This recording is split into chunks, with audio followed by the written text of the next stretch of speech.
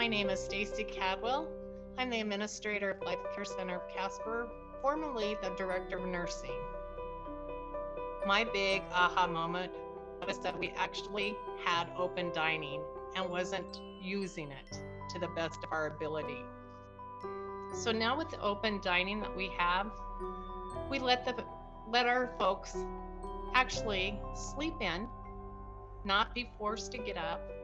They're happier, they're brighter, they're more up to go to activities and enjoy the day with the rest of us.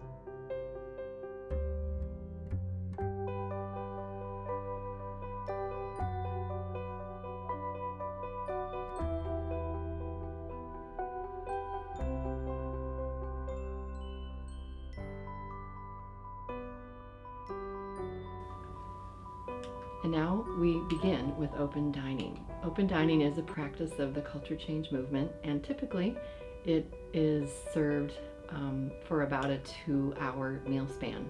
Now, a lot of people ask, can this be done? And they get a little nervous about a certain regulation I'd like to show you about that does not hold us back at all, and that is at 809 CMS tag F809, frequency of meals. I want to jump to the middle paragraph first. We all learned this as the 14-hour rule, but it's too bad we didn't learn it as the 16-hour rule. And what we're referring to is from supper to breakfast the next day. And if you want to think about why would there even be hours assigned?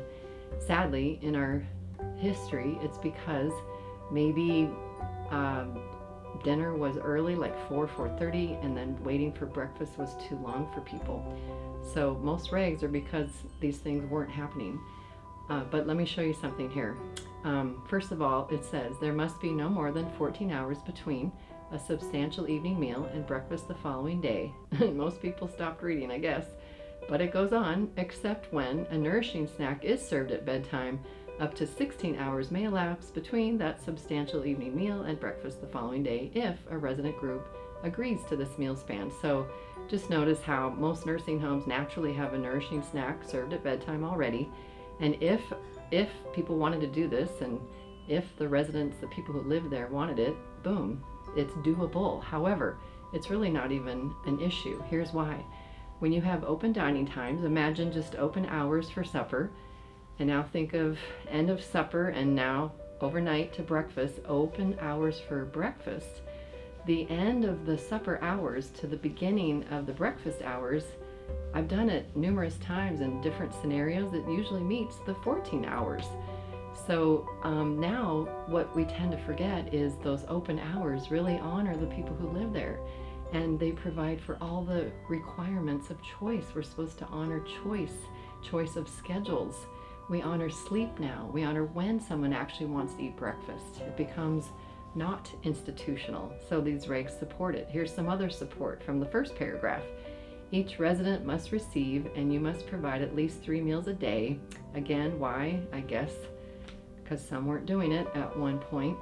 At regular times comparable to normal meal times in the community or in accordance with resident needs, preferences, requests, and their plan of care. So notice CMS is smart. They know that not everyone might want to eat at the same time. What are people's needs, preferences, requests?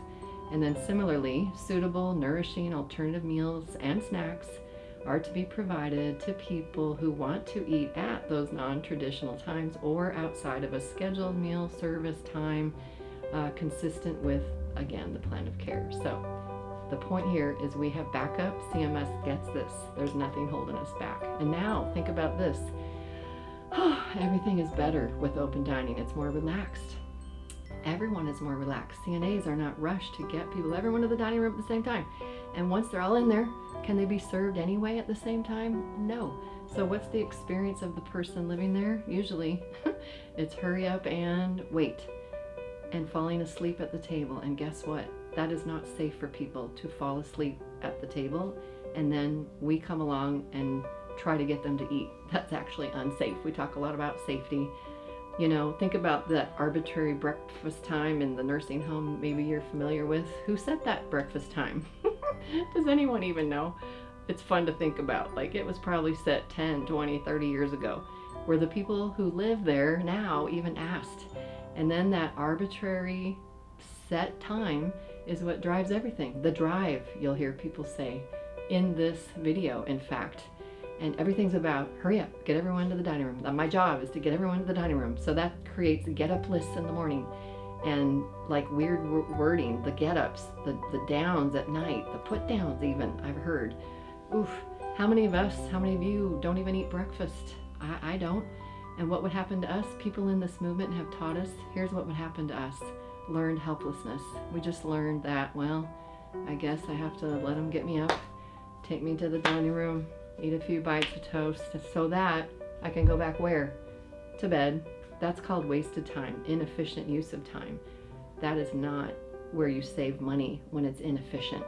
You save money when it's efficient, and you don't wake people up, and you tiptoe in, sleeping, and you tiptoe back out. That's efficient, and that's what people want. And you should not be made to eat breakfast, and you should not have to learn learned helplessness. CNAs also learn learned helplessness because they learn they're helpless. People are telling them they have to get people up and have to take them to breakfast. And so open dining becomes the answer for all of us, creates choice for the people living there. It empowers the people who work there to honor the people who live there, to not wake them up, to help them get dressed when they wake up. There's less rush, no more rush hour. CNAs, you're gonna hear in this video, tell us they have more time to give better care, the care they want to give, to help someone get dressed the way they want to be, hair done the way they want. And look at that, we change our system and we meet people's needs better. So set meal times actually is a red flag that choice is not being given, whereas open dining is a great boom cue that choice is being given and honored. Yeah, so we started doing the open dining in order to provide a place for these residents to come and go as they please, like they would at home, and to try and make it similar to how they would go in their kitchen at home. Yeah, so we have had open dining times, but I think we didn't realize the impact it would have on the residents, and so now that we're doing it and providing a place for them to come, I think more residents are taking advantage of it, and that we are kind of advertising it more, I guess you could say, and just having more options available for them has been really beneficial. So this one resident, she,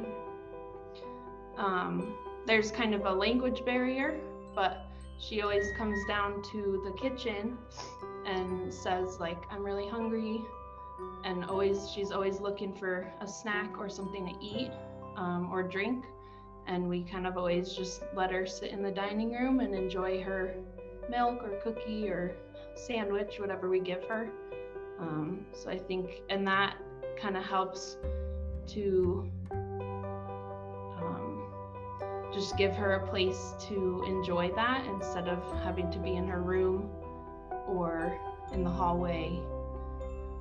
So in the old culture, she would come down to the kitchen and we would say, oh, you're not allowed in the kitchen, you can't be in here, and kind of just shoo her away, or I guess redirect her away, where now it's kind of like, what would you like? And we direct her to the place she likes to sit, and it's just open whenever she wants to come get something to eat.